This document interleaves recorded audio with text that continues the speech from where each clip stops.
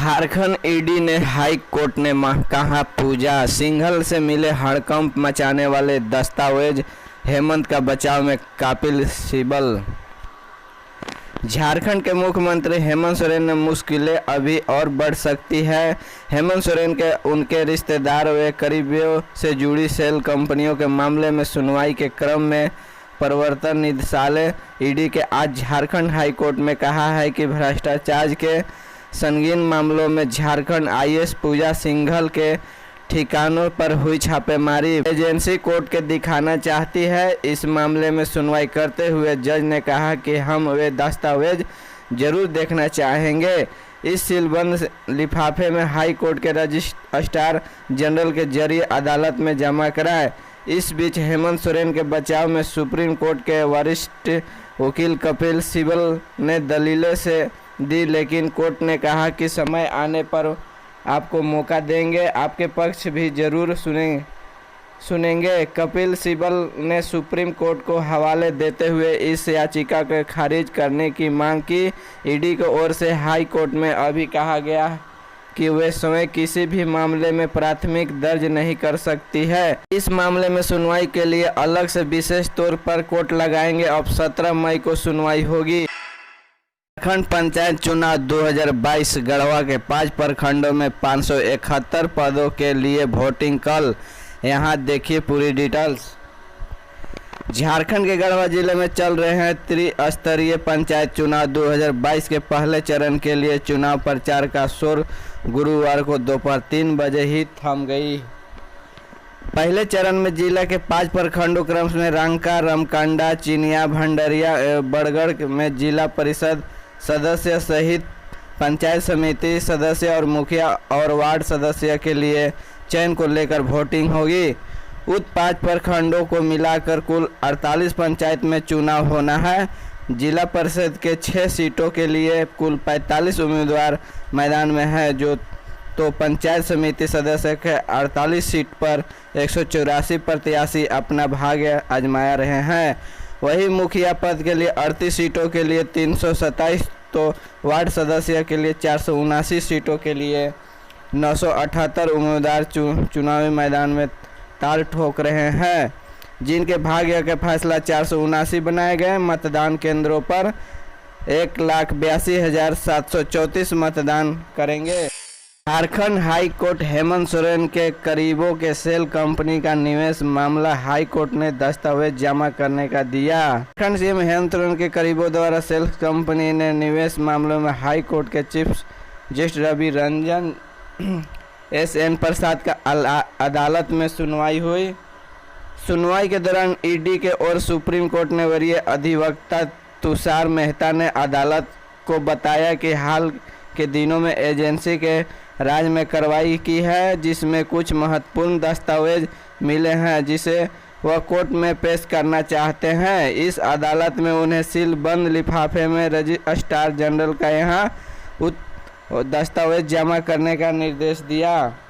अदालत के मौखिक रूप में कहा कि झारखंड के समाचार पत्रों में हर दिन इस बात की खबरें आती है कि राज्य में अवैध खनन हो रहा है। न सिर्फ बालू स्टोन चिप्स बल्कि कोयले के अवैध खनन भी बात आती है, जो काफ़ी चिंताजनक है। इस मामले में रांची डीसी के ओर से शपथ पत्र दायर करने पर इस मामले में सुनवाई की तिथि निर्धारित की है। इस दिन सीएम द्वारा माइनिंग लीज दिए जाने का मामले में भी सुनवाई होगी। हेमंत सोरेन के भाई बसंत सोरेन पर एफआईआर। निशिकांत दुबे का ट्वीट से नीचे से ऊपर तक खलबली। भाजपा सांसद निशिकांत दुबे ने फिर से झारखंड का सियासी खलबली मचा दी है। गुरुवार की देर रात उन्होंने ट्वीट किया कि इस मुख्यमंत्री हेमंत सोरेन के भाई दुमका के विधायक बसंत सोरेन का पर चुनाव में गलत जानकारी देने के कारण आरपी एक्ट 125A के तहत केस होगा। गोड़ा के भाजपा सांसद निशिकांत दुबे ने मुताबिक दुमका के झामुमो के विधायक बसंत सोरेन के खिलाफ निर्वाचन आयोग का मुकदमा दर्ज कराया। बसंत सोरेन के चुनाव में गलत जानकारी देने के कारण जनप्रतिनिधित्व अधिनियम 125A के तहत केस दर्ज होगा। इस केस का सदस्य वाले केस के संबंध नहीं है। भाजपा ने फिर किया नया खेल, मुख्यमंत्री हेमंत सोरेन को हटाने का राज्यपाल के पास पहुंची निगाहें राजभवन पर।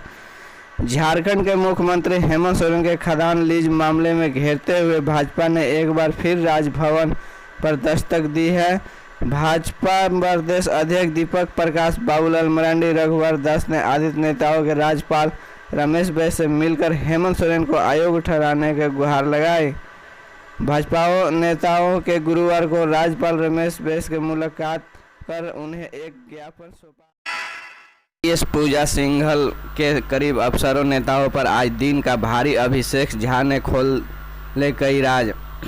निलंबित आईएएस अधिकारी पूजा सिंघल के भ्रष्ट कारनामों से जुड़ी प्रवर्तन निदेशालय ईडी की जांच की आज कई अन्य अफसरों, नेताओं और ठेकेदारों तक पहुंचने वाली है। जांच में स्पष्ट हुआ है कि सिंघल के पति अभिषेक झा ने काले धन के बूते पल्स सुपर स्पेशलिटी अस्पताल की बुनियाद रखी। इसके निर्माण व संचालन में कुछ अधिकारों सफ़ेद पोश के भी नाम सामने आ सकते हैं, जो अस्पताल के अंड में काले धन को सफ़ेद बनाने की तैयारी में थे। आईएएस पूजा सिंघल व उनके अकाउंटेंट सुमन कुमार ने रिमांड पर इसे संबंधित करते संकेत ईडी को दिया है। इधर शुक्रवार को देर रात ईडी को बोकारो के एक चर्चित बिल्डर संजय सिंह से भी इस मामले में पूछताछ की है। बताया जा रहा है कि ईडी को बिल्डर के साथ पूजा सिंघल पति अभिषेक झा की और पैसों के लेन देन की जानकारी मिली थी। 23 तक बिना विलंब शुल्क के भरा जाएगा फॉर्म। स्वान सहयोगी साहेबगंज बीएड सेमेस्टर 3 का परीक्षा फॉर्म भरने का तिथि विश्वविद्यालय ने जारी कर दी है। इस संबंध में साहेबगंज कॉलेज के प्राचार्य डॉक्टर राहुल कुमार संतोष ने बताया कि बीएड सेमेस्टर 3 का सत्र 2020-2022 में अध्ययनरत छात्रों के लिए परीक्षा फॉर्म भरने का तिथि विश्वविद्यालय की ओर से जारी कर दी गई है। परीक्षा फॉर्म 14 मई से 23 मई तक बिना विलंब शुल्क के साथ भरा जाएगा। वही परीक्षा फॉर्म भरने के बाद 24 मई तक भी ऐड कर दें। इसमें ऑनलाइन परीक्षा फॉर्म ही हार्ड कॉपी, ऑनलाइन की रिसीविंग कॉपी, बीएड सेमेस्टर 1 का प्रवेश पत्र, बीएड सेमेस्टर 1-2 का मार्कशीट, सभी नामांकन चालान, जाति प्रमाण पत्र, एससी एसटी बकाया राशि प्रमाण पत्र आदि संलग्न करना है। बच्चों पर टोमेटो फीवर का खतरा, देखें लक्षण और बचाव के तरीके।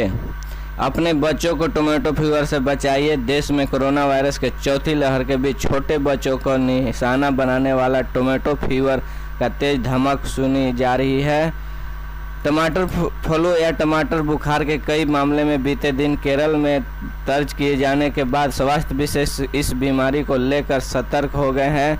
मूलतः यही बीमारी 5 साल तक के उम्र के बच्चों के होती है।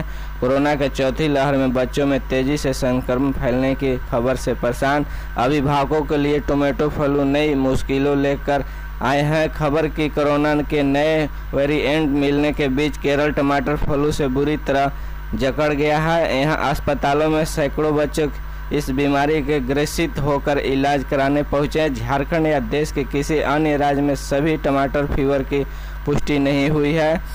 बहरहाल स्वास्थ्य मंत्रालय टोमेटो फीवर, टमाटर बुखार की सख्त निगरानी कर रहा है। संभव है कि इस बीमारी को लेकर सरकार जल्द ही एडवाइजरी जारी करें। बताया गया कि टोमेटो फ्लू 5 वर्ष के कम उम्र के बच्चों को ज़्यादा प्रभावित करती है। सभा चुनाव से पहले कहीं बदल न जाए विधानसभा के गणित।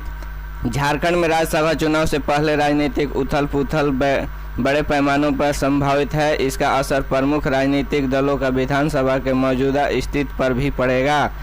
संभावित अयोग्यता को लेकर दोनों खेमे में बेचैनी बढ़ गई हुई है। इसका असर प्रमुख राजनीतिक दलों का विधानसभा के मौजूदा स्थिति पर भी पड़ेगा। फिलहाल भाजपा विधायक दल के नेता बाबूलाल मरांडी के साथ साथ मुख्यमंत्री हेमंत सोरेन, उनके भाई विधायक बसंत सोरेन, भाजपा के विधायक समरी लाल के सदस्य को लेकर अलग अलग मामले चल रहे हैं। बाबूलाल मरांडी का चुनाव आयोग के बतौर भाजपा विधायक मान्यता प्रदान कर दी है, लेकिन विधानसभा सचिवालय अभी भी उन्हें झारखंड विकास मोर्चा का ही विधायक मानत है। बाबूलाल मरांडी के झारखंड विकास मोर्चा और भाजपा के विलय को विधानसभा सचिवालय ने मंजूरी नहीं दी है। पूरा मामला संविधान के 10वीं अनुसूची के तहत तल बदल का है और इसे लेकर स्पीकर न्यायाधिकरण के सुनवाई भी चल रही है। आगामी 17 मई के सुनवाई इस बिंदु पर होगी कि बाबूलाल की सदस्य रहेगी अथवा जाएगी। इस फैसले पर सबकी नज़र होगी। महिला चिकित्सक नहीं रहने से मरीजों ने किया हंगामा। स्वास्थ्य सहयोगी जामताड़ा शुक्रवार को जामताड़ा सदर अस्पताल में महिला चिकित्सक नहीं रहने के कारण महिला मरीजों ने जमकर हंगामा किया। दोपहर बाद civil surgeon doctor S K. Mishra के हस्तक्षेप के बाद हंगामा शांत हुआ। बता दें कि जामताड़ा सदर अस्पताल में महिला व पुरुष ओपीडी का अलग अलग संचालन होता है। महिला ओपीडी के संचालन सुबह 9 बजे से दोपहर बाद 3 बजे तक होगी। महिला ओपीडी स्वास्थ्य जांच कराने को लेकर अन्य दिनों की तरह शुक्रवार को भी सुबह 9 बजे से दर्जनों गर्भवती महिला जामताड़ा सदर अस्पताल के महिला ओपीडी में पहुंची।